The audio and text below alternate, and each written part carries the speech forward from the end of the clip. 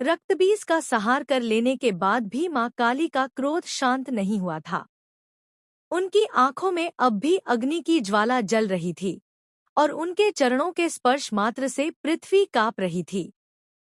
देवता कांपते हुए आसमान से यह दृश्य देख रहे थे, क्योंकि मां अब संहार की मूर्ति बन चुकी थी और उनका तांडव इतना उग्र था कि पूरा ब्रह्मांड विनाश के कगार पर खड़ा हो गया था। आकाश में गर्जना हुई, दिशाएं लाल अग्नि से भर उठीं और हर कदम के साथ धरती डगमगाने लगी। देवताओं ने भयभीत होकर महादेव से प्रार्थना की, प्रभु, केवल आप ही हैं जो माता काली को शांत कर सकते हैं। भोलेनाथ ने शांति, करुणा और प्रेम से भरी दृष्टि से प्रलय दृश्य देखा।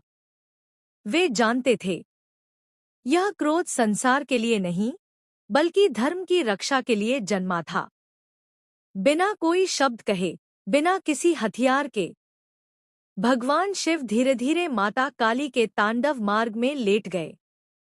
उनकी यह मुद्रा किसी युद्ध की नहीं, बल्कि प्रेम, समर्पण और संतुलन की शक्ति थी। वह क्षण जिसने ब्रह्मांड बदल दिया। जैसे ही मां काली का चरण शिव पर पड़ा, वे क्रोध की ज्वाला में नहीं, बल्कि दिव्य प्रेम और चेतना में जागृत हो गई।